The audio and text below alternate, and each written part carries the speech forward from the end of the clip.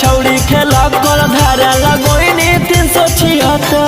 आगे देख ले बउले तो जय हमारा से छौड़ी टक्कर। आगे देख ले बउले तो जय हमारा से छौड़ी टक्कर। जोगे जोगे छौड़ी खेला कर धारा लगोइनी 376।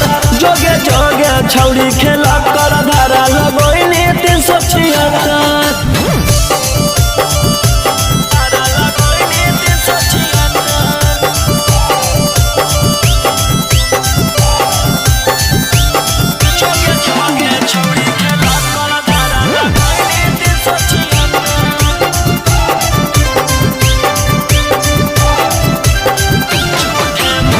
झूठे मूठे के छौड़ी हमारा फसावोहिंगे।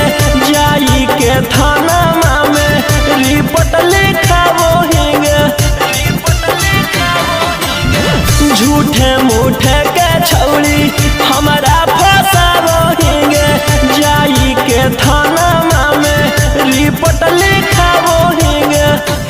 आगे के तना गिर गेनी कि हमारा गिरावेला भीड़ गेनी। आगे कुछो नहीं बिगड़ दो केतनो कटमी थाना में चक्कर। आगे कुछो नहीं बिगड़ दो केतनो कटमी थाना में चक्कर। जोगे जोगे छौड़ी खेला कर धारा लगोइनी 376। जोगे जोगे छौड़ी खेला कर धारा लगोइनी 376।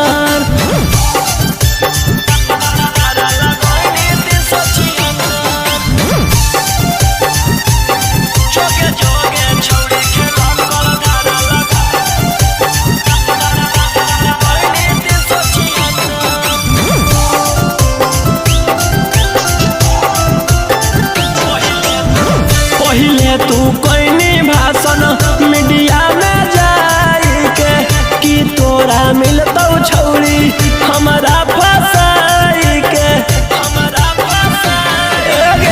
पहिले तू कोइनी भाषण मीडिया में जाई के कि तोरा मिलतौ छौड़ी हमारा फसाई के। कि जहिया जेल होतौ फिर बेल लेके उहे खेल होतौ। आगे रोही राऊ सनवा दिलवा कैले हकौ पत्थर। आगे राजा राऊ सनवा दिलवा कैले हकौ पत्थर। जोगे जोगे छौड़ी खेला कर धारा लगोइनी 376। जोगे जोगे छौड़ी